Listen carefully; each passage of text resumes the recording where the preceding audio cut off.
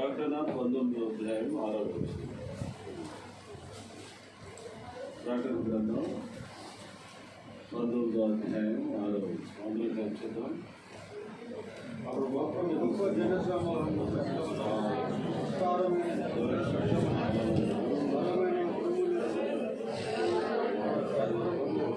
సర్వాధికారి ప్రభువునకు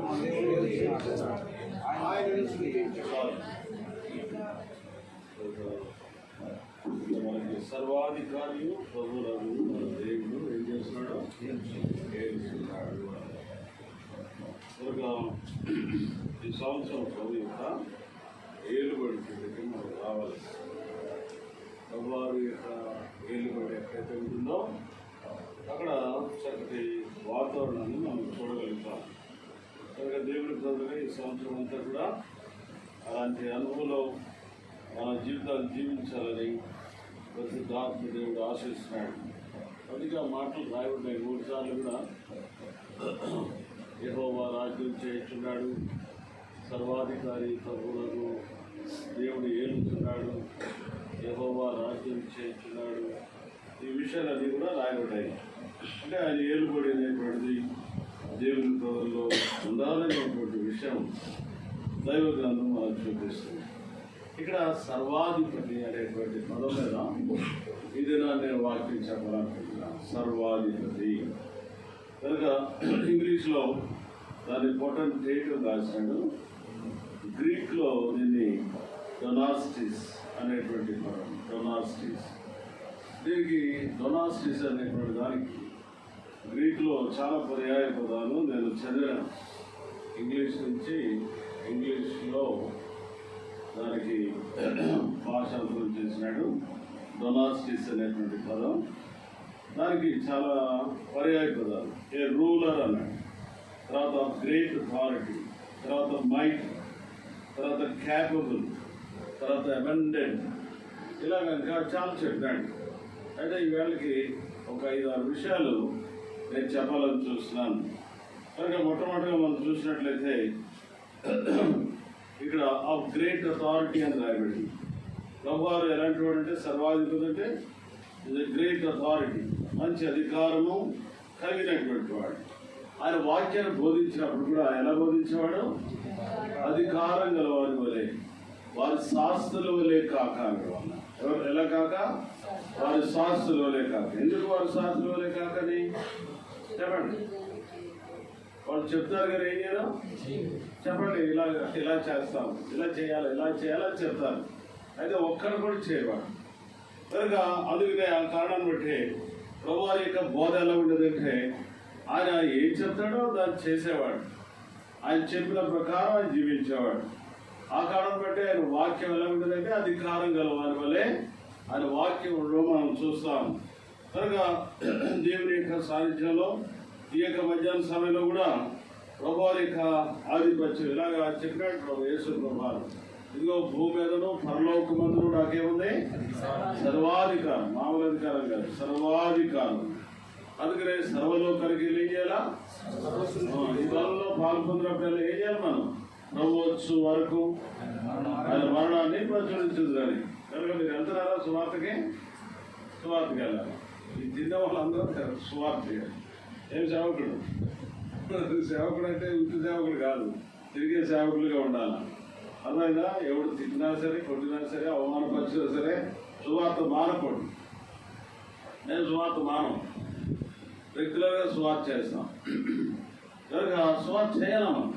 సువార్త నీకు శక్తిని ఇస్తుంది, సువార్త నీకు బలముని ఇస్తుంది, సువార్త నీకు అధికారం ఇస్తుంది. కనుక సువార్త లేకపోతే మనం చచ్చినట్టే. అర్థమైందా? ఏం జీవం ఉండదు. రోజు ఆయన గురించి ఏం చేయాలా? ప్రకటన చేయాలి ప్రతి వీధిలో కూడా. సో అందుకనే యేసుప్రభువు అన్నాడు, సర్వలోకానికి ఏం చేయండి? సర్వ సృష్టికి సువార్త ప్రకటించాడు. నమ్మినటువంటి వాళ్ళు ఏం పొందుతారు? రక్షణ పొందుతారు. నమ్మని వారికి శిక్ష అన్నాడు. కనుక ప్రతి ఒక్క విషయంలో కూడా అంటే ప్రతి దినం కూడా అనుదినము సువార్త ప్రకటించమని మనకు ఆజ్ఞాపిస్తున్నాడు. కనుక మనము ఊరికే దానిలో పాలు పొందితే అబద్ధ సాక్ష్యం కదా అది కదా. నా భార్య నాకు కూడా వస్తూ ఉంటుంది. రైలు బట్లో బస్సులు ఎక్కినప్పుడల్లా కూడా ఏం చేస్తున్నారు? పక్కన ఉన్న వాడికి అందిస్తూ ఉంటారు. ఆ అందించకపోతే నాకు ఇస్తాను, నువ్వు అందించాలి. సరే దాగిపోయేవాడికి అంతా కూడా ఈ పత్రిక ఇస్తూనే ఉంటుంది. ఏ కారణం ఏంటంటే దేవుడు సెలవు ఇచ్చాడు అట్లా. ఆయనకి ఆయన అన్నాడు, భూమి మీద పరలోక మందు మనకి ఏముంది, ఈ బీజేపీ వాడు వచ్చి కొంచెం ఆటంకం చేస్తున్నారు, ఏం పర్వాలే, మనకి అధికారం ఉంది కదా సువార్త ప్రకటించడానికి. ప్రతి వాడు తన సొంత మతాన్ని ఏం చేయొచ్చు, ప్రాక్టీస్ చేయొచ్చు, ప్రకటించవచ్చు, బయలుపరచవచ్చు. దీనికి అడ్డేం లేదు. ఖచ్చితంగా మనకి గవర్నమెంట్ చట్టం అది కనుక దేవుడు అలా ఇచ్చినాడు. ఈ యొక్క దేశంలో ప్రతి వాళ్ళకి కూడా మనం సువార్త వాళ్ళు ఆటంకం చేస్తారు, అభ్యంతరం చేస్తారు, అయినా కూడా మానకండి. నేను ఎన్నిసార్లు ఆటంకం చేసిన. ఒకసారి మేము హుజూర్ నగర్ వెళ్ళాము, అక్కడ కోదాడు ఇక్కడ హుజూర్ నగర్. అడిగితే బైబిల్ తొక్కేసినారు వాళ్ళు, ఎవరొస్తారు బైబిల్ తీసుకుని కింద పడేసి తొక్కేసినారు, కాలంలో పడేసినారు. ఓ పెద్ద రగడైంది ఆ రోజు. పోలీసు వాళ్ళు వచ్చినారు కనుక ఇలా ఆటంకం చేస్తున్నారు. మొన్న వైద్యులో సువార్త చేసినాం, అక్కడ కూడా వాడు ఒకడు కూడబడ్డాడు, మాకు కూడబడ్డాడు. మీరు చేయడానికి వీల్లేదు, ఇది అన్యమతం అంటాడు. పోలీస్ పర్మిషన్ ఉంది, అయితే కూడా వాడు చెప్తాడు అన్యమతం అంటాడు. ఇంకా ఈ లోపల ఒకడు ఇంకో హిందువులు వేసినాడు, నువ్వెవడో రావాలని ఆటంకం చేయడానికి. మనం వినాయక చవితి చేస్తుంటే అందరి దగ్గర డబ్బులు వసూలు చేస్తున్నాగా అందరి దగ్గర, అప్పుడు ఎవడు అభ్యంతరం చేయట్లేదుగా. మరి నువ్వెందుకు అభ్యంతరం చేస్తాం, నోరు చూసుకోకూడదు, వాళ్ళ ఇష్టం. గవర్నమెంట్ వాడు వాళ్ళకి ఇచ్చారు అధికారం, చేసుకోమని చెప్పినారు. నువ్వెవడో ఆటంకపరచడానికి తగులుకున్నాడు వాడు. కనుక దేవుడు ఎదురుగా ఏం చేయాలని మనం సువార్త ప్రకటించకపోతే నాకేమన్నాడు అపోస్తలుడు, మరి మీకు లేదు కదా కదా, మీకు లేదు. ఊరికే గోడు కట్టుకుని ఇంకా కూర్చుంటారు, ఆదివారం సరిపో తింటారు, రెండు పాటలు పాడుతుంటే వెళ్ళిపోతారు కావాలి కదా. ఆయన సువార్త ప్రకటించకపోతే నాకేమన్నా అంటున్నాడు, శ్రమ అంటాడు. You must feel that. నువ్వు ప్రకటించకపోతే ఎవడు రక్షణ పొందుతాడు? నువ్వు ప్రకటించకపోతే నిత్య నరకానికి. నిన్న మా వాడు ఆ బీబీఎస్లో స్క్రిప్ట్ వేశాడు. ఏంటంటే వాడు ముగ్గురు క్రైస్తవులే, ఒకడేమో సేవకుడు ఉన్నాడు, ఒకడేమో వాడు ఫ్రెండ్, ఇంకోడు తండ్రి. వీళ్ళంతా గుడికి వెళ్ళేవాడే. ఈ ఫ్రెండ్ ఒక్కడే వాడు అల్లుడు. వాడు ఈ క్రైస్తవుడు సాహసం చేశాడు. సాహసం చేస్తే వీడు గుడికి వెళ్తాం రారానే అని తీసుకొచ్చాడు. కానీ గుడిలో మాత్రం రక్షణ గురించి చెప్పలే, పాపాలు క్షమించబడతాయని చెప్పలే, నరకం ఉందని చెప్పలే, ఎవరు కూడా చెప్పలేదు. ఈ సేవకుడు చెప్పలేదు, తర్వాత వాళ్ళ తండ్రి చెప్పలే, తర్వాత ఈడు ఫ్రెండ్ కూడా చెప్పలే. తీసుకెళ్తున్నాడు మాత్రం గుడికి. కనుక వాడు ఆఖరి చచ్చిపోతాడు, యాక్సిడెంట్లో చచ్చిపోతాడు. చచ్చిపోయిన తర్వాత వాడు నరకానికి పోయి కాలిపోతూ ఉంటాడు. అక్కడి నుంచి కేకలేస్తాడు. ఏమని కేకలేస్తాడంటే వాళ్ళ ఫ్రెండ్తో చెప్తాడు. అంటే మనస్సాక్షితో వాడు మనస్సాక్షితో మాట్లాడు. ఫ్రెండ్ మనస్సాక్షితో ఏమనంటే, ఒరే నీతో ఇంతకాలం సహవాసం చేశాను, నీతో తిరిగినాను, నువ్వు గుడికి తీసుకెళ్ళావు, గుడిలో నువ్వు కానీ మీ నాన్న కానీ మీ సేవకుడు కానీ ఒక్కడు నాకు నరకం గురించి చెప్పలేదు కదరా. వాడు అక్కడికి చేడుస్తూ నేను కాలిపోతున్నాను రా, ఇక్కడ నేను కాలిపోతున్నాను, ఆనాడు చెప్పుంటే ఈనాడు నాకు ఈ బాధ కలిగింది అని వాడు ఏడుస్తుంటే బొబ్బలు పెడతా ఉన్నాడు. ఆ సేవకుడు అడుగుతున్నాడు, సేవకుడు అయిన నువ్వు కూడా అంటే మనసాక్షితో మాట్లాడుతున్నాడు. సేవకుడు అయిన నువ్వు కూడా చెప్పలేదా? నీ దగ్గరికి వచ్చాడు కదా, నరకం ఉందని చెప్పొద్దా, పాతాళం ఉందని చెప్పొద్దా, నిత్య నరకంలో అగ్ని ఆరదు, పురుగు చావదని చెప్పొద్దా నువ్వు అని వాడు అడుగుతున్నాడు. నరకంలో కాల్చు, నువ్వు చెప్పలేదు కదా, అందుకే నాకు ఈ శిక్ష. ప్రియ సోదరి సోడ, దాని ద్వారా చాలా మంది కన్విన్స్ అయినారు పిల్లలు. ఎవరైతే చెప్పకుండా ఉంటున్నారో వాళ్ళు కూడా దేవుడు మాట్లాడాడు చాలా మంది. కనుక నిర్లక్ష్యంగా ఉండకండి. ఒకవేళ మీరు చెప్తే ఈ ఇల్లు సరిపోదు, మీకు ఇంకా 2 ఇళ్ళు కావాలి మీకు. కనుక నాకు పెరిగిపోతారు జనం. ఏ కారణం ఏంటంటే అవసరం ఇది.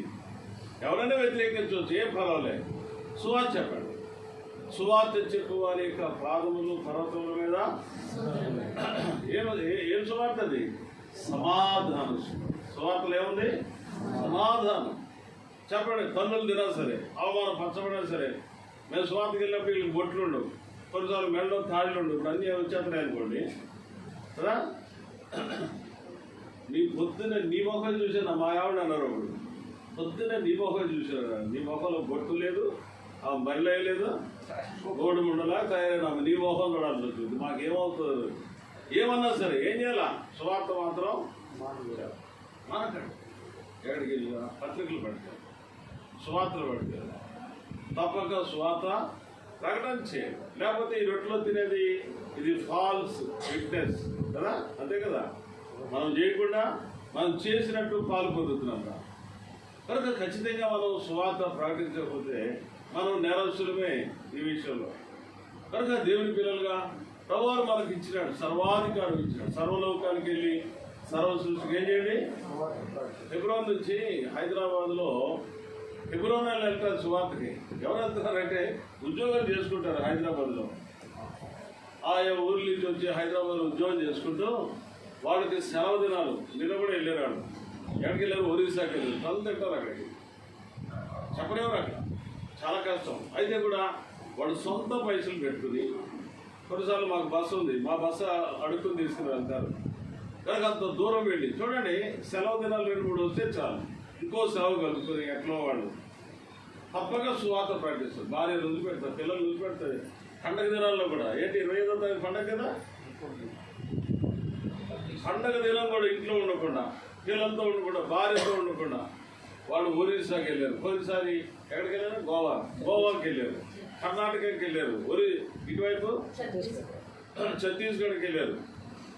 వాళ్ళు చూడండి, వాళ్ళు ఉద్యోగాలు చేసుకుంటూ ఏం వచ్చింది వాళ్ళకి, అది హాయి ఉండొచ్చుగా, అంతా ఏమైనా వచ్చులే, సుఖంగా భార్య పిల్లలతో గడపచ్చు కదా. సెలవు వచ్చినప్పుడు ముందే ప్రీ ప్లాన్ చేసేస్తూ ఉంటారు వాళ్ళు. అన్నప్పుడు సెలవు, ఈ సెలవుల్లో మనం ఎక్కడికి వెళ్ళాలా, ఏ రాష్ట్రం వెళ్ళాలా, ఏ ప్రదేశం వెళ్ళాలా. కనుక దేవుడు వాళ్ళకి అంత భారం వేస్తుంటే మనం సుఖంగా ఇళ్లలో కూర్చొని సువార్త చేయకపోతే ఎట్లాంటి దేవుడు మన చుట్టూ ఉండేవాడు రక్షణ పొందకపోతే, మన చుట్టూ ఉండేవాడు వాడు ప్రభుని అడగకపోతే దానికి దేవుడు మనల్ని అడగడా? చెప్పండి, అడుగుదా? ఎందుకు చెప్పలేదు సువార్త? వాడు చచ్చిపోయాడు, నిచ్చిన అర్థానికి వెళ్ళాడు, ఊరికే గుడికి వచ్చి పాటలు పాడి ఆ బలలో పాల్గొని వెళ్ళిపోతావా? ఎన్నాళ్ళు చేసేవాళ్ళని నీ జీవితంలో?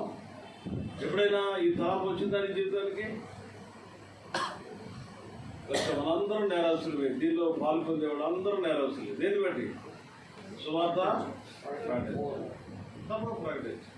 ఇది గొప్ప ఆధిక్యత దేవుడికి. దేవుడు మనకి ఆధిక్యత ఇచ్చాడు కనుక సువార్త అనేటువంటిది గొప్ప ఆశీర్వాదకరమైనటువంటి అనుభూతిని కలిగిస్తుంది. అందుకే ప్రభువు సర్వాధికారం, ప్రభు భూమి మీద పరలోకంలో ఆయన కలిగి ఉన్నాడు. మార్క్స్ 2వ అధ్యాయం 10వ వచనంలో గ్రేట్ అథారిటీ అనేటువంటి సందర్భంలో మార్క్స్ 2వ అధ్యాయం 10వ వచనంలో మాట్లాడాడు. చదవండి ఎవరైనా, టకటగా చదవాలి. ఎంత చదువుతున్నాడు, పైగా ఇది సిటీ అయ్యా.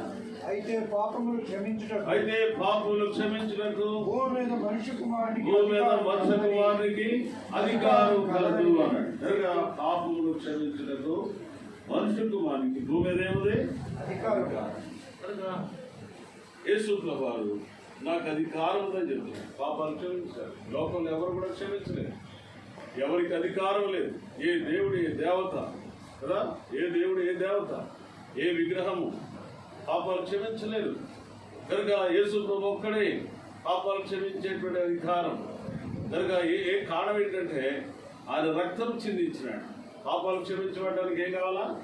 రక్తం చిందించబడకుండా పాపానికి క్షమాపణ లేదు. గొర్రెలు మేకలు ఎట్లయిక రక్తం మానవుడి యొక్క పాప దోషాన్ని తీసివేయలేదు. నిర్దోషము నిష్కలంకము గొర్రె పిల్ల వంటి క్రీస్తు రక్తం నీ పాపములకు ఏం కలిగిస్తుంది?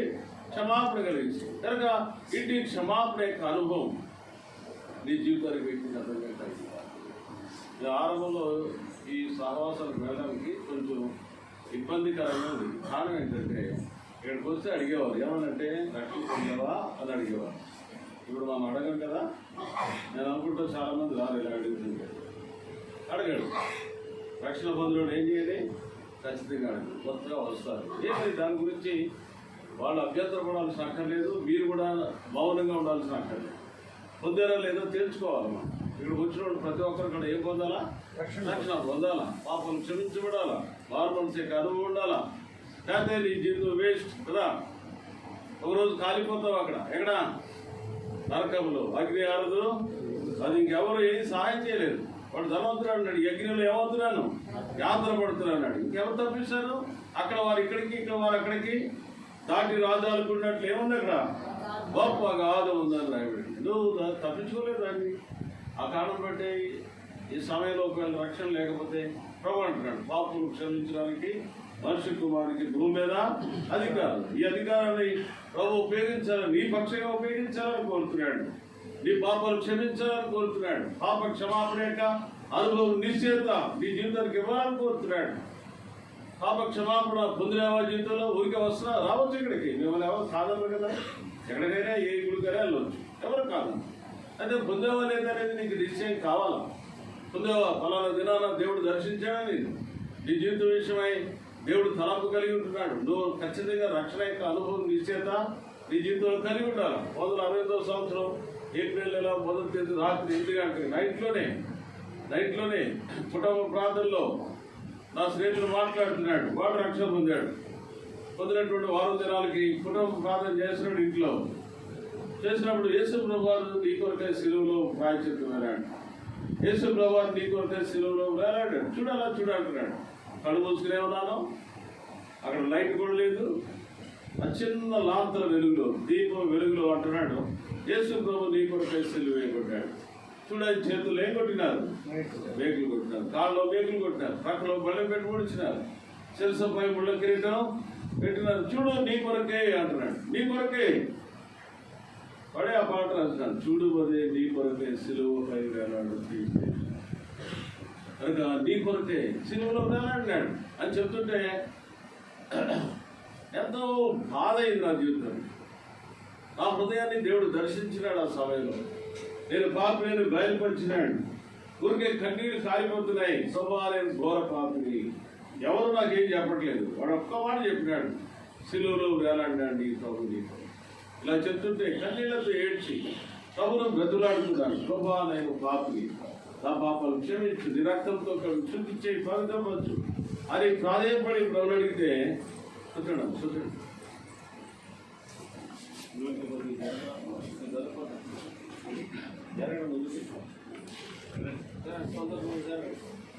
రావాల పాపం నువ్వు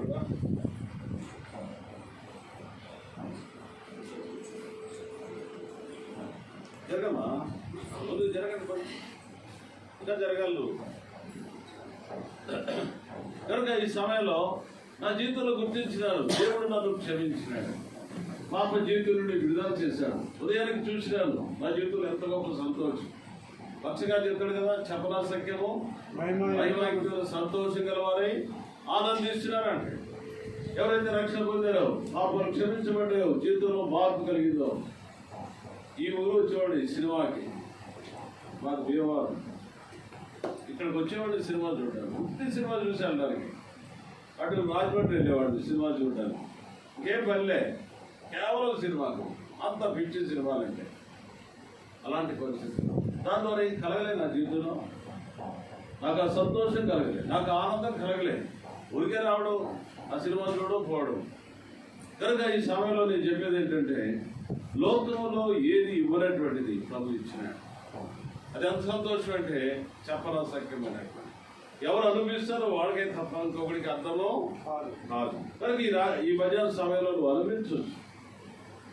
నువ్వు ప్రభు దగ్గర విశ్వాసం, ప్రభు నీకు సంధించాలి, ప్రభు నీతో మాట్లాడాలి. రక్షణ పొందామని ఆయన నీ హృదయాన్ని తాకుతున్నప్పుడు నిర్లక్ష్యంతో విలుకో. ఇదేదో ఇప్పుడు చెప్తూనే ఉంటారు కదా అనుకో. నీకు కలిగిందా లేదా? నువ్వు కలిగితే ధన్యుడివే. నువ్వు కలగకపోతే నీ గతి ఏంటో ఒక్కసారి ఆలోచించా. ఇదేదో మామూలు సంగతి కాదు, ఇది నిత్యత్వంతో కూడిన సంగతి. మామూలు సంగతి అయితే పర్వాలేదు, ఇవే డబ్బులు వస్తాయి పోతాయి, మళ్ళీ వస్తాయి మళ్ళీ పోతాయి. ఇది డబ్బులతో వ్యవహారం కాదు, లేకపోతే ఆస్తితో వ్యవహారం కాదు, లేకపోతే ఉద్యోగంతో వ్యవహారం కాదు. ఇది నిత్యత్వంతో కూడినటువంటి వ్యవహారం. ఇది ఈవేళ నువ్వు రక్షణ పొందకపోతే, నా చెప్పినా కదా, వాడు పోతుంటే యాక్సిడెంట్ అంటే యాక్సిడెంట్లో చచ్చిపోయినాడు. చచ్చిపోతే వాడు పాతాళంకి వెళ్ళినట్టు వాడు గ్రహించినాడు, కేకలేసినాడు. అక్కడ ఎవడు తప్పించేవాడు లేడు జీవితంలో. అది నిత్యత్వం గురించినటువంటి సందర్భం. Don't postpone.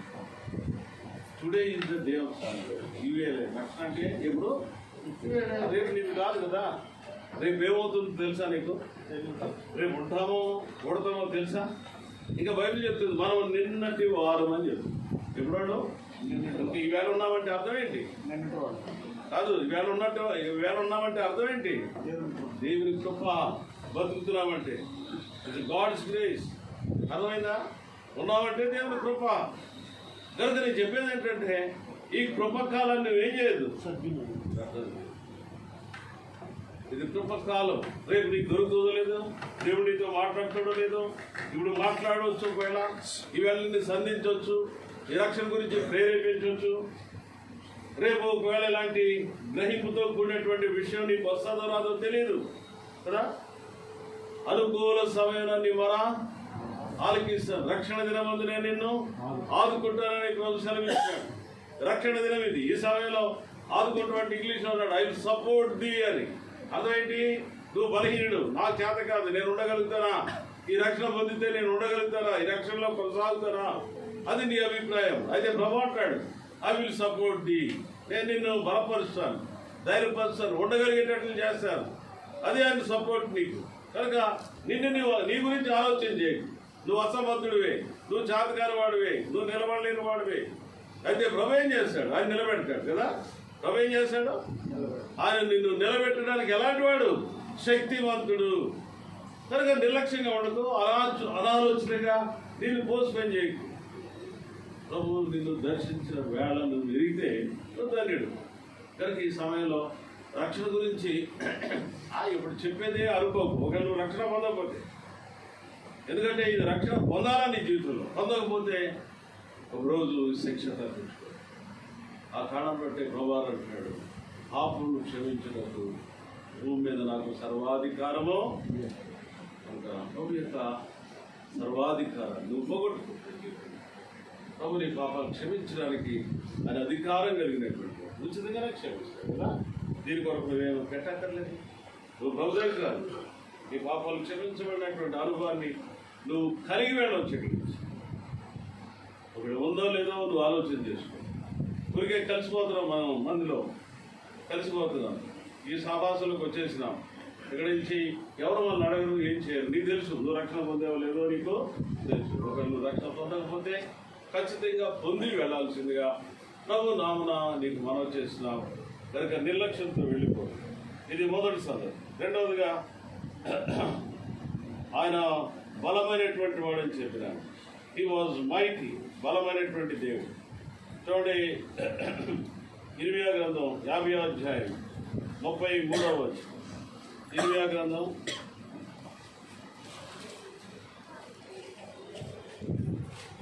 50వ అధ్యాయం 33వ వచనం, 33, 34 వచనాల్లో అక్కడ మాట రాయబడి. దయచేసి సైన్యములకు అధిపతి యెహోవా ఇలాగ సెలవిస్తున్నాడు, ఒకడును తప్పకుండా ఇశ్రాయేలు వారును యూదా వారును బాధింపబడి వారిని చెరపట్టిన వారందరూ వారిని గట్టిగా గట్టిగా పట్టుకున్నారు. తర్వాత ఏం చేయడం? శత్రువు ఏం చేస్తాడు? అలా పట్టుకుని ఉంటాడు. బంధకాల్లో ఉంటాం, చెరలో ఉంటాం, ఏదో బంధకాల్లో నువ్వు బంధించబడి ఉంటావు. పాప అలవాట్లు, పాపం బంధకాల్లో వాడి శత్రువు అలా బంధించేస్తాడు. అక్కడ రాయబడినటువంటి మాట ప్రకారం వారిని గట్టిగా పట్టుకున్నాడు కదా. వాడిని ఎలా పట్టుకున్నాడు? గట్టిగా పట్టుకున్నాడు. నిన్న ఒక అబ్బాయి అమ్మాయి కూడా ఇద్దరు లవ్ చేస్తున్నారు. వాళ్ళు చాలా కాలం ఒక ఇంట్లోనే బతికారు. ఎట్లా చదివారని తెలిసింది. వీడిని ఆడి పిలిచినారు, అమ్మాయిని పిలిచినారు, ఎవరిని వేరు చేసినారు. ఇప్పుడు ఆ అమ్మాయి అంటది మీరు చెప్పినట్టే వింటానంటది. ఏం చెప్పినట్టు వింటారు? వాడు అక్కడ ఫోన్ చేసేదానికి నేను వచ్చేస్తున్నాను అంటారు. అంటే శత్రువు ఏం చేస్తున్నాడు? గట్టిగా నో రిలీజ్, విడిచిపెట్టాడు అంటాడు, బంధించేస్తాడు. బంధకాల్లో ఉన్నారు, చెరలో ఉన్నారు, విడుదల లేనటువంటి స్థితిలో ఉన్నారు, బానిసత్వం కింద ఉంటున్నారు. కనుక వారి విమోచకుడు ఎలాంటి వాడు? బలవంతుడు. వీడికంటే బలవంతుడు. ఎవరికంటే? ఎవరైతే నిన్ను గట్టిగా పట్టుకున్నారో వాడికంటే ఆయన బలవంతుడు. కనుక ఆయన బలవంతుడు అని రాయబడి. నీ ప్రభు ఎలాంటి వాడు? బలవంతుడు. చూడండి, యెషయా గ్రంథం 9వ అధ్యాయం 6వ వచనం. యెషయా గ్రంథం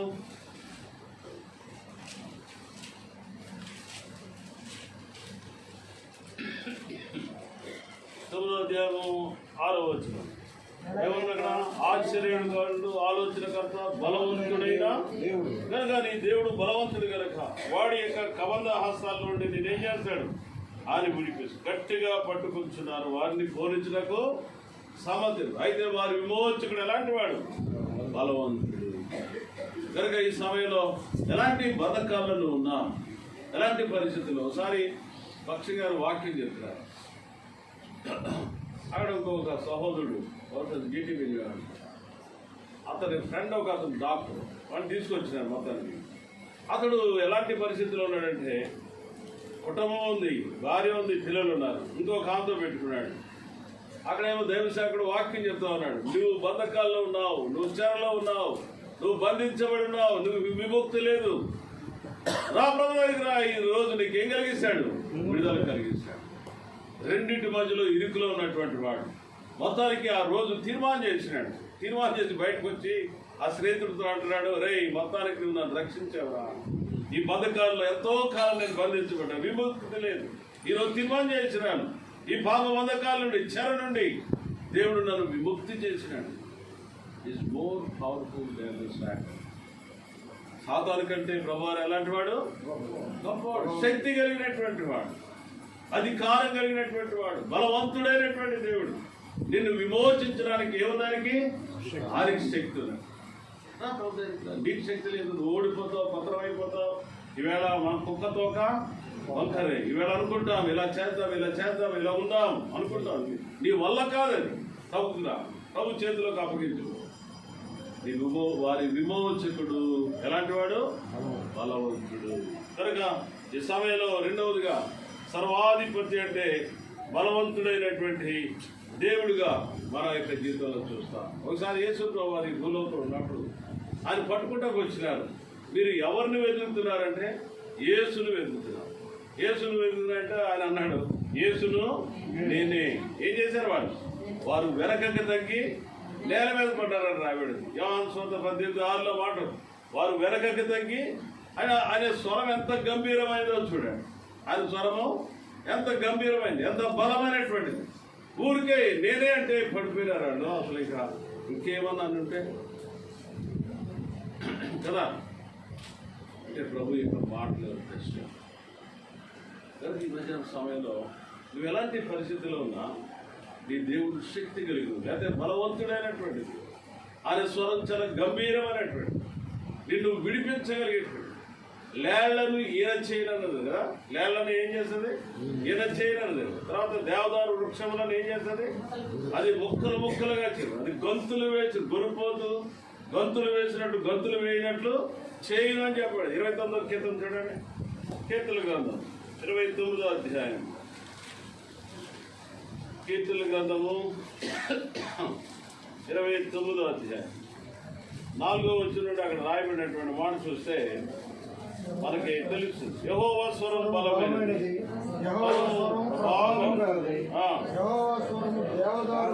దేవదారు వృక్షాలు ఇచ్చారు. దేవదారు వృక్షాలు ఎలా ఉంటాయంటే ఈ మొద్దు ఇదో మీ మందిరం అంటుంటుంది, ఇంత విశాలంగా ఉంటుంది. పైకి దాదాపు 100 అడుగులు పొరుగుతుంది. అలాంటిదా ఏం చేస్తాంట ఆయన స్వరమే. ఇక గొడ్డలక్కర్లే కదా, ఇక సామిలికి తీసుకెళ్లాల్సిన అక్కర్లే. ఆయన మాట్లాడితే చాలు ఏమైపోతాయంటే అవి. ఆయన చెప్తున్నాడు, దేవదారు వృక్షాలు ముక్కలుగా విరుచును, తర్వాత దూడవలి గంతులు వేయినట్లు చేయరు, తర్వాత ఇంకా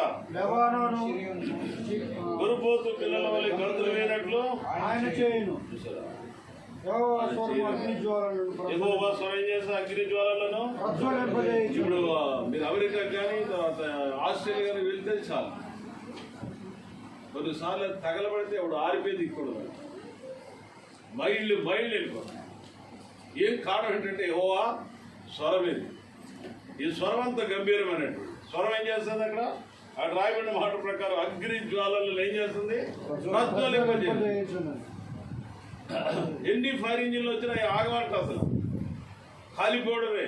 కాలిపో జ్వాలలు అవి కాలుతూనే ఉంటాయి, ఎవడు ఆపలేడు దాన్ని. అంటే ప్రభు యొక్క స్వరంలో అంత శక్తి. నీ విషయంలో దేవుడు ఎలా కార్యం చేయగలడు? రా ప్రభు దగ్గర విశ్వాసం. దేవుడి యొక్క శక్తి అపరిమితమైనట్టు కనుక దానికి ఏం పరిమితి లేదు.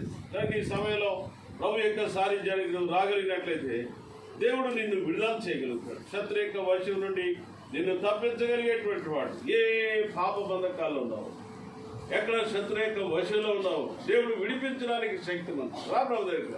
నాకు చేత కాదని చెప్పు.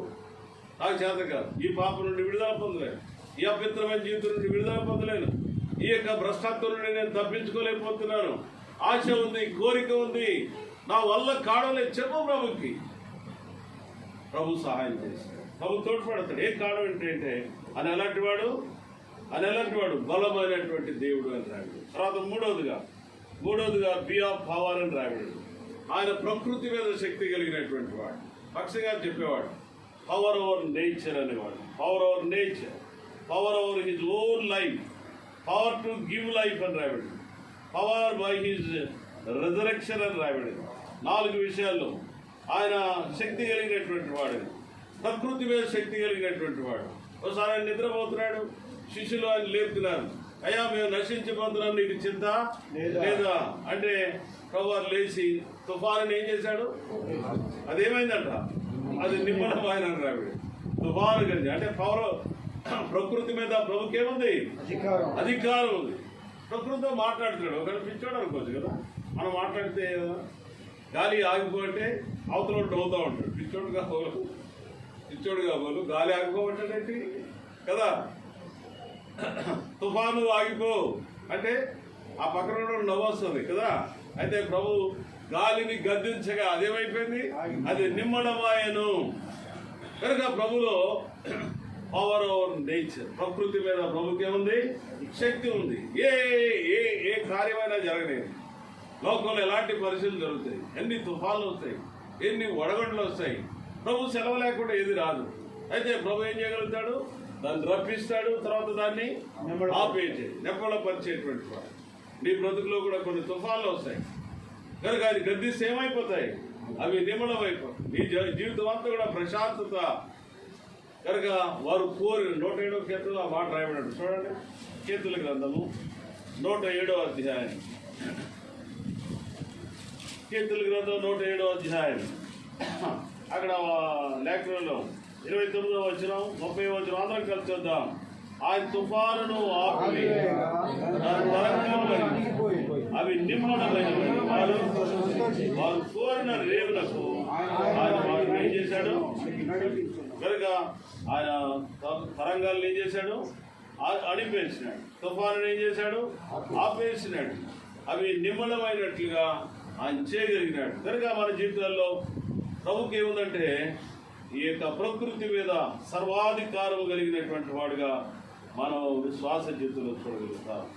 అలాగే power over his own life అని రాడు. నా ప్రాణం ఇవ్వడానికి నాకు అధికారం, తిరిగి దాన్ని ఏం చేస్తాను? తీసుకుంటాను. కనుక పిలాతో చెప్పినాడు, నేను నీకు తప్పించగలుగుతానంటే పైనుంచి అనుగ్రహించబడితే తప్ప నీ వల్ల ఏమీ కాదు. చూడండి, అది గవర్నర్తో చెప్పినాడు, పైనుండి అనుగ్రహించబడితే తప్ప నీ వల్ల ఏం కాదు. నువ్వు అనుకుంటావేమో నన్ను విడుదల చేయాలని, నీ వల్ల కాదు. అది పైన ఆయన ఆజ్ఞాపించినాడు, నేను ఇలాంటి పరిస్థితి కూడా వెళ్ళాలి, ఎవరి వశంలో నేను లేను, నా అంతటా నేనే దీన్ని పెట్టించున్నాను అన్నాడు. చూడండి, అయితే యోహాను సువార్త 10వ అధ్యాయం 18వ వచనం. యోహాను సువార్త 10వ అధ్యాయం 18వ వచనం. లేదా 17 చదవండి. నేను దాన్ని మరలా తీసుకున్నట్లు నా ప్రాణం పెట్టుచున్నాను, ఎవడను నా ప్రాణం తీసుకున్నాడు, నా అంతటి నేనే దాన్ని పెట్టుచున్నాను, దాన్ని పెట్టుటకు నాకు అధికారం, దాన్ని తిరిగి తీసుకుంటా కూడా అధికారం. పెడతాను, మరి ఏం చేస్తాను? నా అంతట నేనే పెడతాను, తర్వాత ఏం చేస్తాను? నేనే తీసుకుంటాను. కనుక ఇది ఎవడి వల్ల కాదు. కనుక ప్రభువారు అధికారం కలిగిన, తన సొంత ప్రాణం మీద తనకేముంది? అధికారం ఉంది. అంత అధికారం కలిగినటువంటి వాడు. తర్వాత 3వదిగా చూస్తాం 17వ అధ్యాయం యోహాను సువార్త ఇక్కడ రాయబడింది ఆయన జీవం ఇవ్వడానికి అధికారం కలిగినటువంటి వాడని. 17వ అధ్యాయం 2వ వచనం, యోహాను సువార్త 17వ అధ్యాయం 2వ వచనం. ఈ కుమారుడు నిన్ను మహిమపరచునట్లు ఈ కుమారుని మహిమపరచును. నీవు నీ కుమారునికి ఇచ్చిన వారికి అందరికీ ఆయన నిత్య జీవం అనుగ్రహించినట్లు. ఆయన నిత్య జీవం అనుగ్రహించినట్లు సర్వ శరీరుల మీద ఆయనకు అధికారం. సర్వ శరీరులకు ఏమిస్తాడు ఆయన? అధికారం ఇచ్చాడు. ఏమిస్తాడు? అధికారం కాదు, ఏమిస్తాడు? నిత్య జీవాన్ని ఇస్తాడు. భక్త గారు లోకంలో 3 రకాలైన జీవాల గురించి చెప్పేవాడు. ఏంటది చెప్పండి? ఏం జీవాలు ఉన్నాయి లోకంలో? వృక్ష జీవం ఉంది, మనుష్య జీవం ఉంది, జంతు జీవం ఉంది కదా. ఈ 3 ఏమైపోతాయి చెప్పు? 3 ఏమైపోతాయి? ఆగిపోతాయి. ఇలా మాట్లాడుతూ అర్థం పోవచ్చు లేదు కదా, అలా కూర్చుని పోవచ్చు మీరు కూడా కదా. ఒక ఆమె మా సిస్టర్, ఒక ఆమె మా కజిన్ సిస్టర్ ఇలా పడుకుందంటే రాత్రి పొద్దురికి లేవట్లేదా. ఆమె కూతురు వచ్చి మమ్మీ మమ్మీ అంటుంటే ఇంకెక్కడ మమ్మీ మమ్మీ వెళ్ళిపోయింది పైకి. కనుక కూర్చుని వెళ్ళిపోతాం, పడుకుని వెళ్ళిపోతాం, నిలబడి వెళ్ళిపోతాం, అర్థమైందా? కార్లో కూర్చుని వెళ్ళిపోతాం, డ్రైవింగ్ సీట్లో కూడా ఉండి వెళ్ళిపోవచ్చు, అర్థమైందా? నేను చెప్పేది ఏంటంటే ప్రభువారు 4వ జీవం ఏంటది? నిత్యం. ఈ 3 ఆగిపోయేటువంటి జీవం ఏంటది? వృక్ష జీవం ఆగిపోతుంది, మనుష్య జీవము ఆగిపోతుంది, తర్వాత జంతు జీవం కూడా 100 ఏళ్ళు బతుకుతున్నారు కదా. మా ఆంటీ ఒక ఆమె, మా అమ్మ చెల్లు, సొంత చెల్లి, నిన్నే ఫోన్ చేశారు. ఆమె మాట్లాడేది నాతో 102 సంవత్సరాలు వ్యక్తిగతది. మా ఇంట్లో రక్షణకు ఆమె కారణం. ఆమెను వీళ్ళ ఆయన వీళ్ళిద్దరూ ముందు వారు పంపుకున్నారు, తర్వాత మా అందరికి తగిలించారు దాన్ని. కనుక ఆమె మొట్టమొదట మా అమ్మమ్మ చాలా వ్యక్తిగతాలు. గంట సేపు ప్రార్థన చేసేది మందిరంలో, గంట సేపు మోకాళ్ళ మీద నిలబడి. మరి నువ్వు ఆమె భక్తి కూతుళ్ళు అందరూ కూతుళ్ళందరూ 7 కూతుళ్ళు ఆమె, అందరూ రక్షణ ఉంది. ఆమె పిల్లలు మేము ఇలాగ మేమందరం కూడా ఇంచుమించు రక్షణలోకి వచ్చాం. కనుక ఆమె ఇంకా నిల్చుంది భూలోకంలో. నిన్న మాట్లాడింది నాతో, ఏమయ్యా బాగున్నావా, నీకు పిల్లలు ఉన్నారా, వాడికి పెళ్ళి అయిందా, ఎన్ని అడుగుతా ఉన్నారు. 102 సంవత్సరాలు చక్కగా మాట్లాడు. కనుక అంటే అంతకాలం బతికినా కూడా ఏమవుతారు చెప్పండి కదా, ఈ లోకంలో ఉండడానికి లేదు. అంటే ఇవన్నీ ఆగిపోయాయి. అయితే ప్రభు వాగ్దానం చేస్తున్నాడు, నిత్య జీవం ఇవ్వడానికి నాకేముంది? అధికారం, శాశ్వతమైనటువంటి జీవం. కనుక యేసు ప్రభువుని సెలవించింది, నా మాట విని నన్ను పంపిన వారు ఏదో విశ్వాసం ఉంచేవాడు నిత్యం చేయగలవాడు. వాడు తీర్పులోనికి రాక మరణం నుండి ఎక్కకపోతాడు, జీవనం. ఈ జీవం పొందితే నీకేం లేదు, చెప్పమ్మా, మరణం కాదు, తీర్పు లేదు. ఏం లేదు? తీర్పు లేదు. కనుక నిత్య జీవాన్ని నువ్వు సంపాదించు. నువ్వేదైనా పోగొట్టుకో. ఒకడు వచ్చినాడు ప్రభు గారికి, నిత్య జీవాన్ని పొందడానికి వారసుడు నేనేమి ఏమన్నాడు యేసుప్రభు? నీకు ఆస్తి అమ్మి పేదలకు ఇచ్చి నువ్వు వచ్చినాను. వాడు మిగిలిన ఆస్తిపరుడు కనుక ఏమైపోయాడు?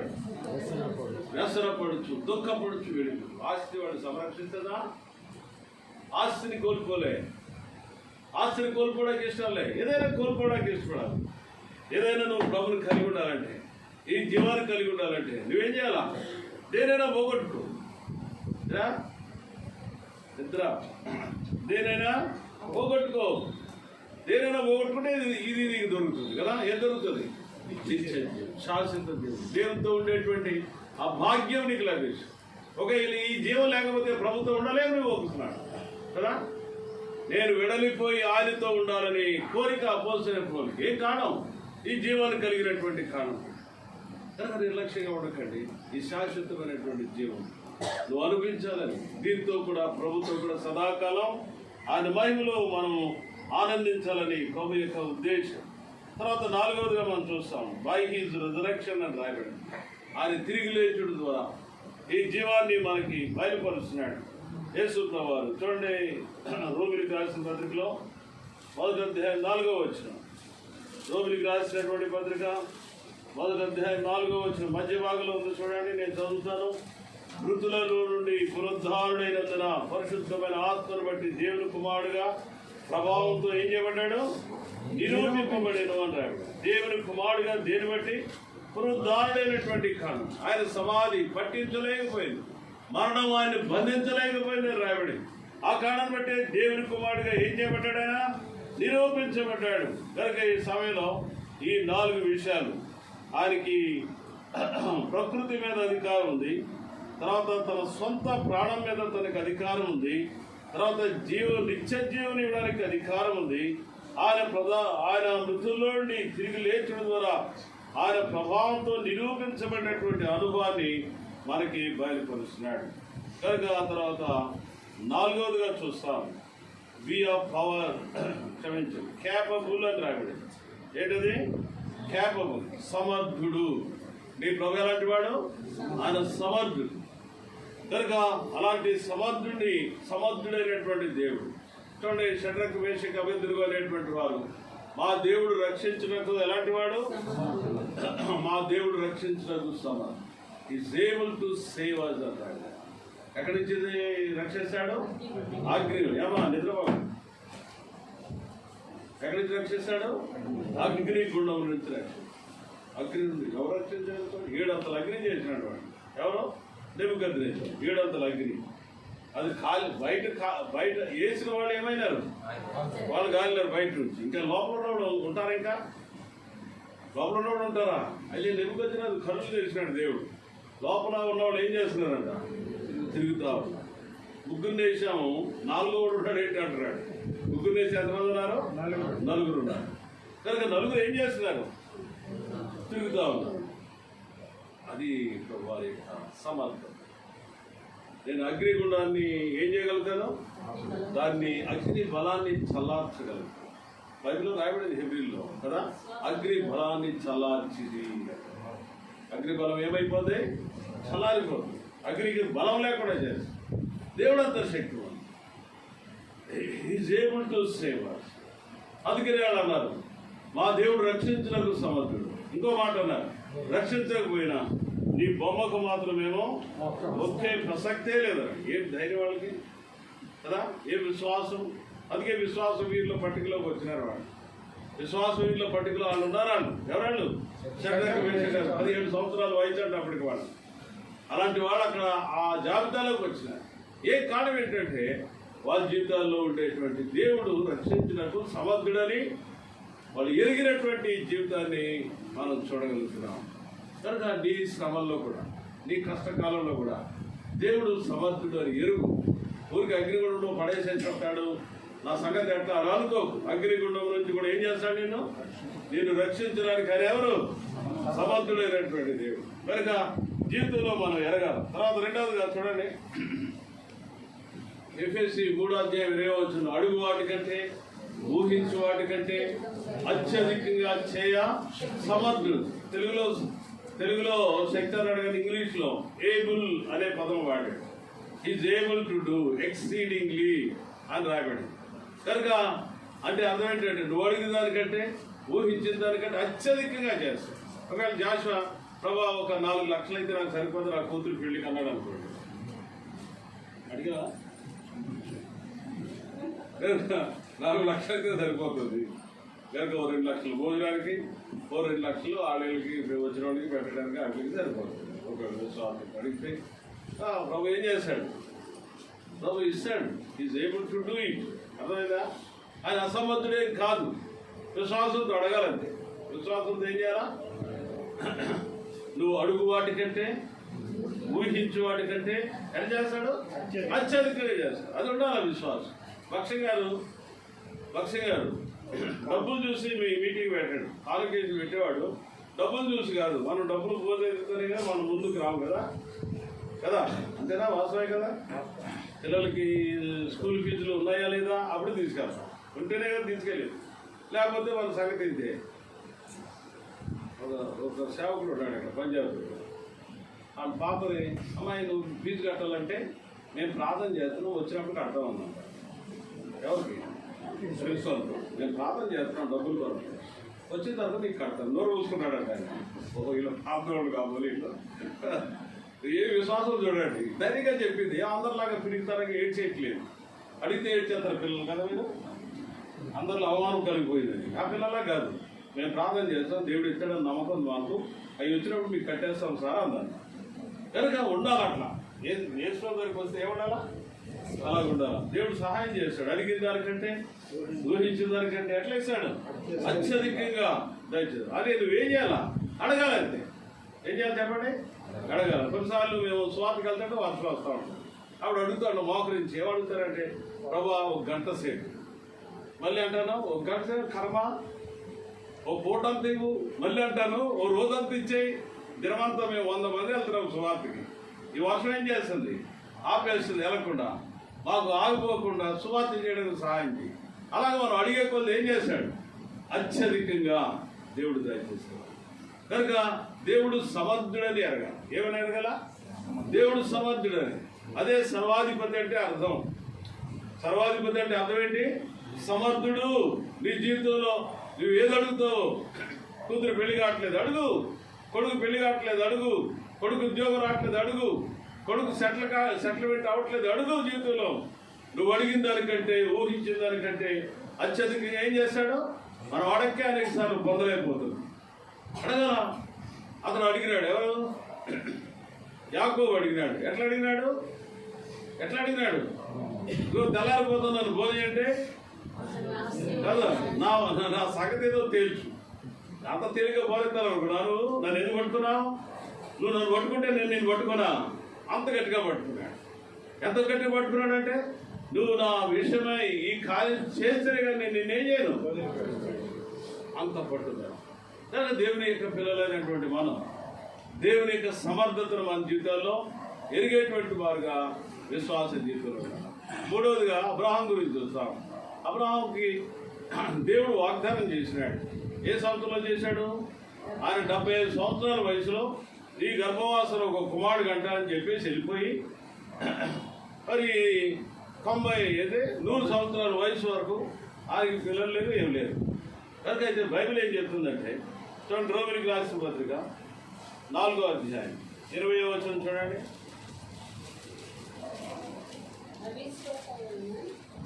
4వ అధ్యాయం 20వ వచనం.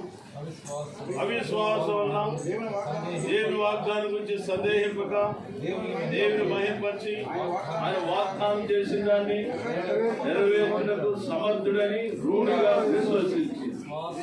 ఎవరైనా సమర్థుడు ఎవరు లేబడింది? నెరవేర్చుటకు సమర్థుడని రూఢిగా విశ్వసించి విశ్వాసం వలన బలం పొందాడు. విశ్వాసం ఏం పొందాడు? 100 సంవత్సరాల వయసు, 75 సంవత్సరాలు ఇచ్చింది 100 సంవత్సరాల వరకు అలా పెట్టుకోగలిగినాడు. విశ్వాసం చలించిపోలే, బలహీనుడు కాలేదని రాబడి. బలహీనుడు కాలేదని, దేవుడు వాగ్దానాన్ని ఏం చేయలేదు? సందేహించలేదని. కనుక విశ్వాసం లేనటువంటి మనం అనేకసార్లు సందేహిస్తాం. దేవుడు చేస్తాడా? వాగ్దానం ఇచ్చినాడు, అవుతుందా అవదా? ఇలాంటి పరిస్థితులే. ఒకసారి దేవుడు ఒక వాగ్దానం ఇచ్చినాడు. గతంలో ఒకసారి చెప్పాను, నీ స్థితి మొదట కొద్దిగా ఉండినా నువ్వు తుదకు మహాభివృద్ధి పొందుతావు. కొద్దిగా కూడా లేదు. మీకు అద్దీళ్ళనా ఉంది, మాకు అద్దీళ్ళు కూడా లేదు. కనుక అలాంటి పరిస్థితుల్లో దేవుడు అన్నాడు, నీ స్థితి మొదట కొద్దిగా ఉండినా నువ్వు తుదకు ఏమవుతావు? మహాభివృద్ధి పొందుతావు. ఏం ఆశ్చర్యకరమైనటువంటి కార్యం. ఈ లోపల ఒక అద్దెలు కావాల్సి వచ్చింది. అద్దెలు కావాల్సి వస్తే ఒక అతను అది సెంట్రల్ ఎక్సైజ్ వాళ్ళకి ఇచ్చినాడు. ఆయన అడిగినాం, మీ ఇల్లు మాకు ఎవరాదా అని. నేను ఇస్తానండి, వాళ్ళు వికెట్ చేయట్లేదు. మేము వికెట్ చేసాడు ప్రార్థన చేస్తాంలే అంటే, ఒకరోజు దేవుడు వాగ్దానం నేను నా మౌన ధ్యానంలో దేవుడు చూపించినాడు. యెషయా గ్రంథం 43వ అధ్యాయం 6వ వచనం అనుకుంటా. యెషయా 43వ అధ్యాయం 6వ వచనం చూడండి దయచేసి. అప్పగింపమని ఉత్తర దిక్కుతోనూ దిగబట్టవద్దని దక్షిణ దిక్కుకు ఆజ్ఞాపిస్తున్నాడు. కనుక ఈ మాటలు వచ్చినప్పుడు సంగతితో చెప్పినాను, ఇదిగో దేవుడు మనతో మాట్లాడుతున్నాడు, నాకు ఈ వాగ్దానం ఇచ్చినాడు, ప్రార్థన చేయడానికి. కనుక ఆఫీసులో వాళ్లతో దేవుడు ఈ మాట సెలవించినాడు, అప్పగించేయి, బిగబట్టొద్దు, మాకు దొరికితేనే కానీ మేము పోవంటాడు ఆయన. ఆఫీసర్ మాకు దొరకాలి కదండి, మేము పోవాలంటే అని అంటాడు. కనుక మొత్తానికి వాళ్ళు బిగబట్టకుండా దేవుడు చేసినాడు. మేము ప్రార్థన చేసామంటే 5 సంవత్సరాలకు బాట రాసినాడు, 2-3 నెలల్లో మాకు అప్పగించి వెళ్ళిపోయినాడు.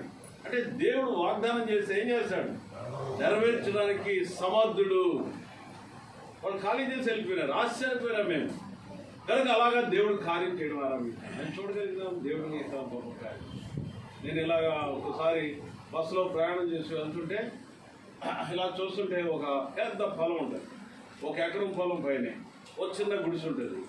ఆ గుడిసె ఉంటే ఆ పొలం, ఆ గుడిసోడికి అంత పొలమా? మేము దాదాపు 200 మంది ఉన్నాము. మాకు ఇంత స్థలం వాళ్ళ ప్రభావాన్ని ప్రార్థన చేసేవాడు. 1000 గజాల మేము వాళ్ళను, మాకు 1000 గజాలు లేకపోతే ఎక్కడ సరిపోతుంది మాకు, ఇట్లే ప్రార్థన చేసాం. వాడికి ఇచ్చామే కదా, వాడికి అంత అవసరం లేదు, వాడికి ఇచ్చావు, మాకు అవసరం, మాకు ఎందుకు ఇట్లా ప్రార్థన చేసేవాడు. బస్సులో కూర్చుని ప్రార్థన చేసేవాడు. అయితే ఒకరోజు బ్రోకర్ని అడిగితే, ఓ బ్రోకర్ని, ఏమయ్యా స్థలం దొరుకుతుందా అంటే, ఒక అతను అన్నాడు కొంచెం దూరంలో ఉందండి సార్ అన్నాడు. ఇంకొకరు అన్నాడు ముందుంది సార్, మీకు రోడ్డు పక్కలోనే ఉంది రండి సార్. ఆ రోజు చూడండి అద్భుతం, ఆ సరిగ్గా మనం తీసుకెళ్ళాడు. ఆ రోడ్డు పక్కలోనే ఉంది. ఎన్ని గజాలు అంటే ఓ పెద్ద స్థలం ఉంది అక్కడ. మేము కొనాలే కానీ ఎంతైనా దొరికేటట్టు దాదాపు 1000 గజాలు చూపించాడు. 1000 గజాలు. వెంటనే ఆ ఇంటి వానతో మాట్లాడాను. ఆ స్థలం వానతో 20,000 బజారు ఇచ్చి 1 నెలలో రిజిస్ట్రేషన్ చేసుకుంటాం. ఆ రిజిస్ట్రేషన్ డబ్బులు ఇచ్చినాడు చేసేసి 1000 గజాలు. తర్వాత ఇంకా మళ్ళీ కొన్నాం. అప్పుడేమో 500 కొన్నది మళ్ళీ 5,000 పెట్టి కొనాల్సి వచ్చింది. 1 గజమే 5,000 పెట్టి కొనాల్సి వచ్చింది. ఇప్పుడు దాదాపు 1/2 ఎకరం సంపాదించామంట. ఎకరం దొరకలేదు కానీ ఎంత సంపాదించాము? 1/2 ఎకరం. దాదాపు ₹1 కోటి పైన ఉంటుంది ఆ స్థలం. దేవుడు ఎలా సహాయం చేశాడు. ఓ పెద్ద మందిరం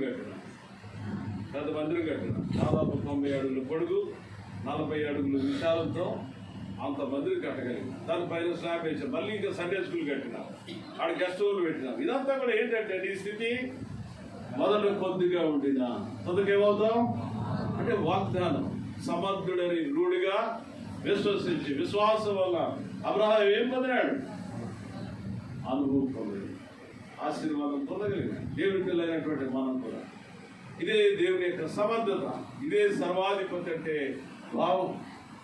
ఆ ఏలుబడిలో ఎవరు కూడా ఏమి లేకుండా చేస్తాడు, కొరత లోపము లోటు లేకుండా చేస్తాడు. ప్రతి విషయంలో కూడా సమృద్ధి అనుభవించగలుగుతారు. కనుక ఈ సమయంలో దేవుని పిల్లైనటువంటి మనం ఇలాంటి అనుభవంలోనికి రావాలని ప్రభు కోరుకున్నాడు. ఇంకో సమర్థత గురించి చెప్పాడు. ఫిలిప్పీయులకు రాసిన పత్రిక 3వ అధ్యాయం 21వ వచనంలో ఈ దీన శరీరం తన మహిమ గల శరీరమునకు సమరూపమైన దానిగా చేయుటకు సమర్థుడు అని రాబడి. కనుక ఏ శరీరం ఇది? దీన శరీరం అంటే బలహీనత, కొరతలు, లోపాలు కదా, లోపాలు కలిగినటువంటి ఈ శరీరాన్ని తన మహిమ గల శరీరమునకు సమరూపం అంటే యేసుప్రభు ఎలాగున్నాడు. ఈనాడు ఎన్ని కొరతలు మనం చూసుకుని ఎన్నిసార్లు సిగ్గుపడతాము. ఏంటి బతికేటట్టు, ఏంటి ఇలాగున్నాం, ఏంటి ఎలా ఉండాలి ఈనాటికి కదా, ఇంకా ఇలాగే ఉంటున్నాం జీవితంలో అని మన గురించి ఎన్నోసార్లు చింతపడతాం. ఎన్నోసార్లు నా గురించి నేను అలా బాధపడతాను. ఓ సాగుడైతే గోడకేసి కొట్టుకునేవాడు తల, ఏంటి బతికేలాగుందని. అలా ఉంటుంది మన జీవితాలు. లోకంలో ఉన్నాం, లోక పరిస్థితులు ఇలా మన జీవితాలు ఆవరిస్తాయి. బలహీనులుగా, శక్తిహీనులుగా, లోపం కలిగిన వారుగా బ్రతుకుతూ ఉంటాం. అయితే ప్రభు అంటున్నాడు ఇలాంటి దీన శరీరాన్ని అంటే బలహీనమైన శరీరాన్ని ఏం చేస్తాడు? తన మహిమ గల శరీరానికి సమరూపం అంటే ప్రభుకు నీకు ఏముండదు అక్క, ఆ రోజు ఏం తేడా ఉండదు. యేసు ప్రభు ఎలా ఉంటాడు, నువ్వు నేను కూడా అలా చేయగలుగుతాడు ప్రభు. ఏంటి నిజమేనా ప్రభా? ఆ స్థాయిలోకి వస్తామా మేము? ఆశ్చర్యం. అంటే అంత సమర్థుడు నీకు, నేను అలా చేయగలుగుతాడు. Is able to do it. ఆయనలో ఏ లోపం లేదు.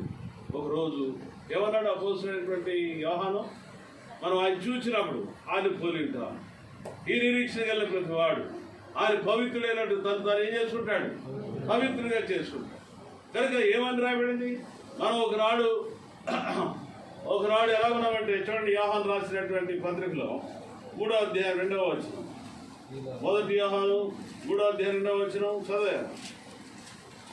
ప్రియులారా, ఇప్పుడు మనం దేవుని పిల్లమై ఉన్నాము. మనం ఇక వేయబోతున్నాము, అది ఇంకా ప్రత్యక్షపరచబడలేదు కానీ ఆయన ప్రత్యక్షమైనప్పుడు ఆయన ప్రత్యక్షమైనప్పుడు ఏమైతాం? ఆయన పోలి ఈ నిరీక్షణ కలిగిన ప్రతివాడు ఒకనాడు ఏమవుతామంటే ఆయన పోలి ఉంటామని. కనుక దేవుని యొక్క ఉద్దేశం అది. దేవుని యొక్క ఉద్దేశం నిన్ను నన్ను కూడా ఏ స్థాయిలో తీసుకురావాలని, ఆయన వల్లే. అందుకనే మన యోహాను అపోస్తుల కార్యాలు 4:13 అక్కడ ఒక మాట రాయబడింది. ఏముంది అక్కడ? వీరులు ఆయనతో కూడా ఉన్నవారని గుర్తెరిగిరి అని రాయబడింది. వీరులు ఎవరు? యేసులోని బిడ్డలు. ఎవరితో గుర్తెరిగినారు? యేసుతో కూడా. ఎలా గుర్తెరుగుంటారు చెప్పండి? ఆయన పోలిక, ఆయన స్వభావం, ఆయన నైజం, ఆయన మాటలు, ఆయన తీరు వాళ్ళతో కనబడతా ఉంది. మనము యేసు ప్రభువుని నమ్ముకున్న తర్వాత లోకంలో మనం వెళ్ళినప్పుడు అతను గుర్తించాలి. అట్లా ఎవరు గుర్తించాలా? వీరులు ఆయనతో కూడా ఉన్నారని గుర్తించాలి. ఊరికేదో గుడికి వచ్చేసే సమయం కాదు. మన జీవితాలు అలాగ అవుతున్నాయా? మనం చూస్తే అనుకుంటున్నారు అట్లా కదా.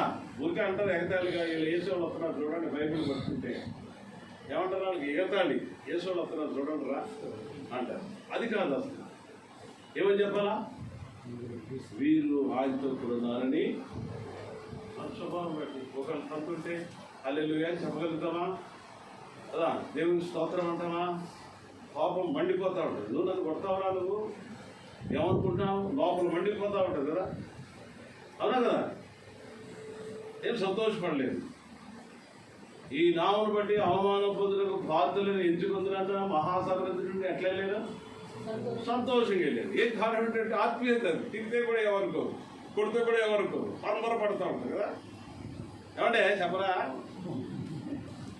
సంబరపడాలా? మనం తిట్టితే మొహాలు మాడిపోతాయి కదా. గట్టిగా ప్రసంగం తిట్టామనుకో, గట్టిగా ప్రసంగం అంటే ఈ బలిపదం తెచ్చేదని వాతాను ఎట్టంటే అది తెచ్చేది. పైగా పెళ్ళి నీకు కూతురు పెళ్ళప్పుడు ఎట్టంటే తెచ్చేది అంటారు కదా. ఏ కారణం ఏంటంటే ఇష్టం ఉండదు మనకి. తిట్టినా, కొట్టినా, అవమానపరిచిన కదా. కనుక మనకి అక్కడ రాయబడింది కదా మత్తయి 5వ అధ్యాయంలో. ఏమని రాయబడింది? ఈ నామను బట్టి జనులు మేము నిందించి, దూషించి, మీ మీద అబద్ధంగా చెడ్డ మాటలలో పలుకున్నప్పుడు ఏమనుకోవాలంట? దాన్ని అంటావా అని చెప్పవా? ఏమి దాన్ని వీడా జరిగిందంటే కలిసి రావాలి, బంగారం రావాలి, వెండి రావాలా, పట్టుకున్నదంతా బంగారంగా, అది జరిగిందంటే కదా. ఏమంటారు చెప్పు? చెప్పండి. అంటారా? తిరుగుతుంటే దళిత అంటారా? పొరపాటు కూడా అన్నారు. ఏం కారణం ఏంటంటే మనకు ఆత్మీయత లేనటువంటి కొరత. బాబా భలే తిట్టినారే అనుకోవాలి కదా, భలే కొట్టినారే అని సంబరపడాలి జీవితంలో. వాళ్ళు అట్లా పడ్డారా జీవితంలో. కనుక క్రైస్తత్వం అంటే అది. కనుక ప్రభువారు ఇక్కడ ఏం చేస్తున్నాడంటే ఇలాంటి పరిణామాలు మనల్ని ఏం చేస్తున్నాడు? ఈ దీన శరీరాలు తన మహిమ గల శరీరానికి తన రూపం, ఈక్వాలిటీ. ఇక ఆయనకి మనకి ఏం లేదు, ఇంకా తేడా లేదు. ఆ స్థాయిలోనికి ప్రభు మనం తీస్తాడు. ఇది గొప్ప ఉద్దేశం. అందుకనే యూదారాసిన పత్రికలు అన్నాడు, తొట్టిల్లకుండా మిమ్మను కాపాడు తన మహిమ ఎదుట ఆనందంతో నిర్దోషులుగా నిలబెట్టుటకు అని ఎవడు is able to do it. నిలబెట్టుటకు సమర్థుడైనటువంటి దేవుడు. నిలబెట్టుటకు ఎలాంటి వాడు? సమర్థుడైనటువంటి దేవుడు. కనుక ఈ సమయంలో అలాంటి అనుభూతులకు రావడానికి తర్వాత ఇంకో మాట రాయబడింది. హెబ్రీ 7వ అధ్యాయం 24వ వచనంలో అంతం వరకు రక్షించును అన్నాడు. అంతవరకు హెబ్రీయులకు రాసిన పత్రిక 7వ అధ్యాయం 25వ వచనం చదవండి.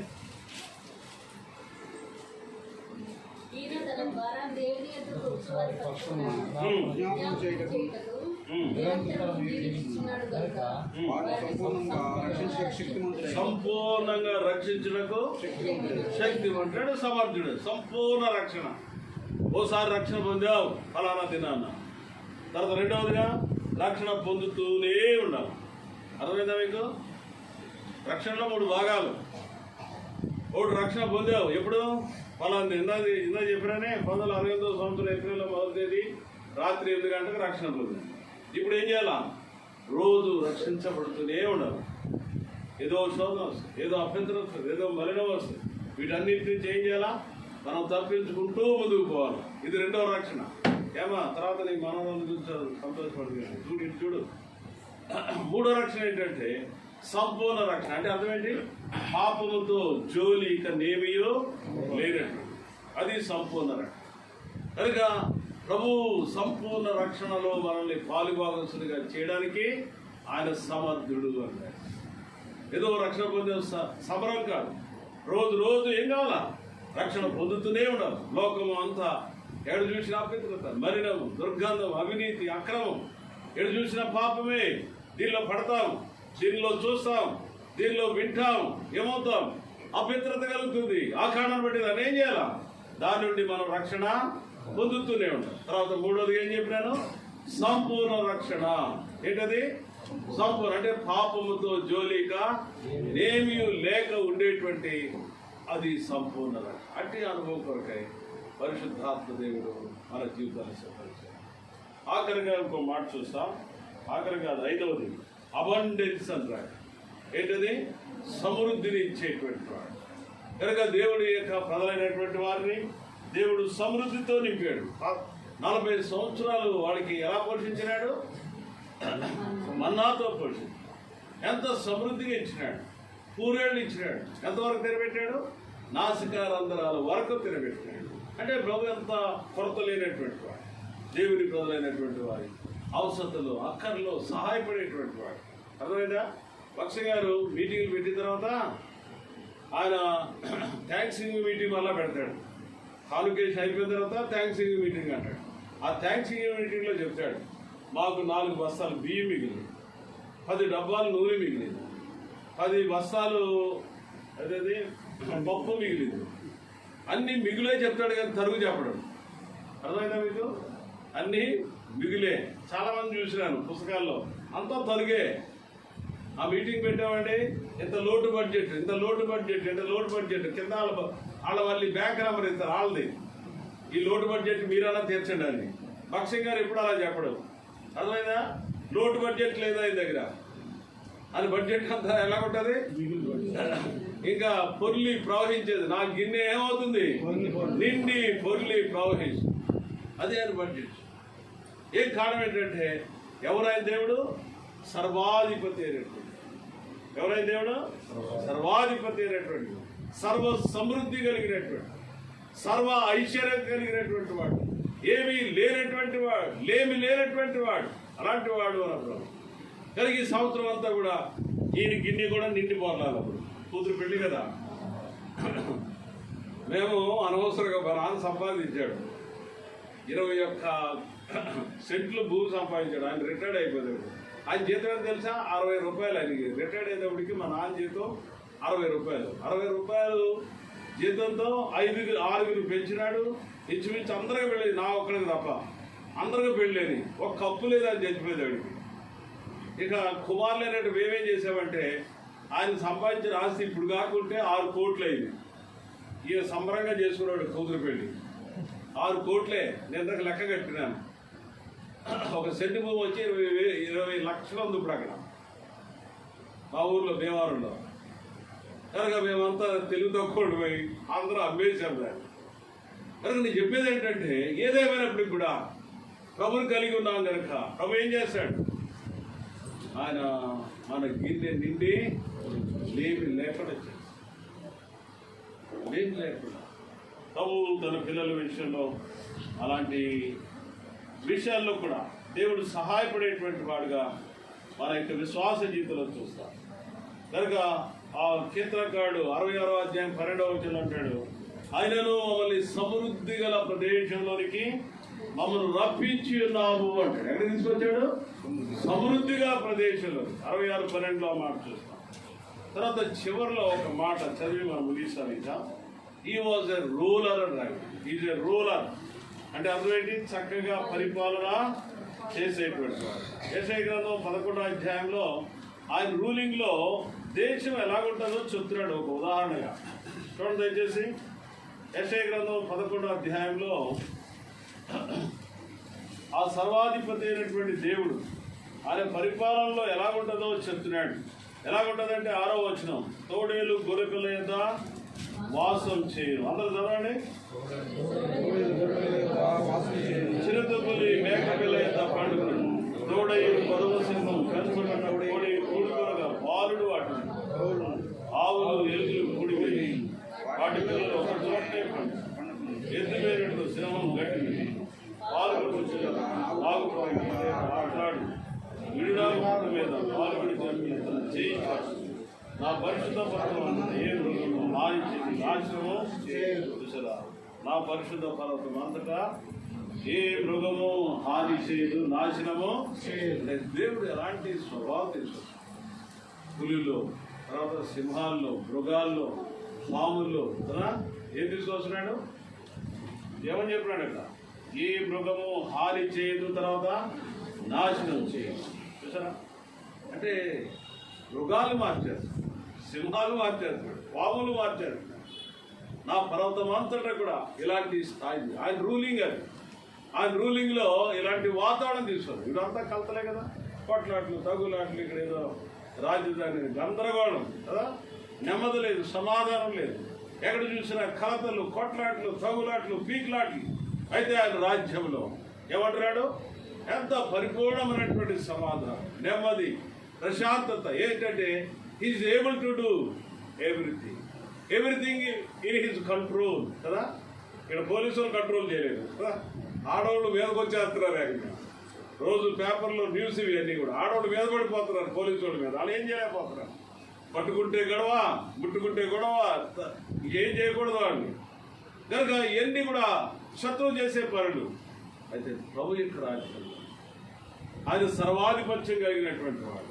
ఆయన ఏలుబడిలో అంటున్నాడు, ఏ మృగము ఏ హాని నా పరిశుద్ధ పర్వతం అంతటా కూడా ఎలాగుంటుందని చెప్పినాడు? నాశనము లేనటువంటి పరిస్థితి అక్కడ ఆయన కలిగిస్తున్నాడని. ఏమన్నాక సముద్రము జలములతో నిండినట్లు లోకము యెహోవాకు వచ్చిన అది ఆయన పరిపాలనలో, ఆయన ఏలుబడిలో. వినండి, ముగించేస్తాడు. ఆయన పరిపాలన, ఆయన ఏలుబడిలో ఏం కలుగుతుందంటే మనుషులకు యెహోవా యొక్క జ్ఞానం కలుగుతుంది. అందుకనే వాళ్ళు తెలివితేటలు నేర్చుకుంటారు, బుద్ధి జ్ఞానం నేర్చుకుంటారు, ఎలా బ్రతకాలో నేర్చుకుంటారు. ఏ కీడు చేయకూడదు, ఏ నష్టం చేయకూడదు, ఏ హాని చేయకూడదు, మృగం యొక్క స్వభావం ఉండకూడదు, పాము యొక్క స్వభావం ఉండకూడదు కదా అంటారు కదా. తేలికి కొండములో, పాముకి తలలో, మనుషులకి అడుగుతారు చెప్పరే పిల్లిలా విషయారట మనుషులకి. అంటే ఇప్పుడు ఇప్పుడు ఇప్పుడు ఎలా చేస్తున్నాడు ప్రభు?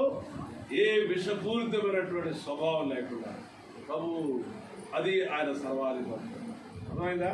ఆయన ఏలుకున్నాడంటే ఆయన రాజ్యం ఎంత ప్రశాంతత, ఎంత నిమలం. కనుక ఈ సంవత్సరం అంతా కూడా ప్రభు మన యొక్క జీవితాలు, ఈ ఆరంతుల అనుభవంతో మన జీవితాలు నింపేటాడు. మన జీవితాల్లో ఆయన ఆధిపత్యం కదా, ఆయన అధికారం కదా. ప్రభు మేము ఉండేటట్లు మాకు సహాయం చేయండి. మీ అధికారం కింద ఉంటే మా జీవితాలు ఎంత ధన్యం, ఎంత సమృద్ధి అనిపిస్తాం, ఎంత పరిశుద్ధతలోకి వస్తాం, ఎంత నీవలే మేము తయారు కాగలుగుతాం. ఇవన్నీ చెప్పండి రోజు రోజు ప్రభు దగ్గర. నీ ఆధిపత్యం, నీ అధికారం కిందకు వస్తే మేము నీ వల్లే ఉండడానికి నీ కోరిక, ఇది కూడా మా అభిలాష. చెప్పండి ప్రభుత్వం. అలాగా మనందరూ కూడా అలా చెప్పి ప్రభు యొక్క సన్నిధిలో మన జీవితాన్ని ప్రభుకు, ఎవరైతే రక్షణ లేకుండా ఉంటున్నారో అలాంటి వారు ఖచ్చితంగా రక్షణ పొందారు. ప్రభు నీ రక్షణ నాకు అనుగ్రహించాను. కోరండి, దేవుడు సహాయపడతాడు. ప్రార్థన చేస్తున్నాను.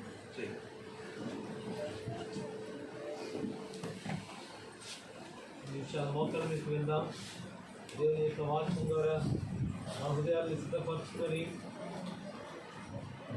ప్రభు యొక్క శరీర మాంసంలో మనం పాల్గొన్నాం. అలవాటుగా ఆచారంగా కాకుండా మధ్యాహ్నం సమయంలో తీర్మానంతో పాల్గొన్నాం. ప్రభా, ఈ అధికారంలోకి నేను వస్తున్నాను. నువ్వు రాజ్యం చేస్తున్నావు. నువ్వు రాజ్యం చేస్తే లోకం ఎట్లా ఉంటుంది?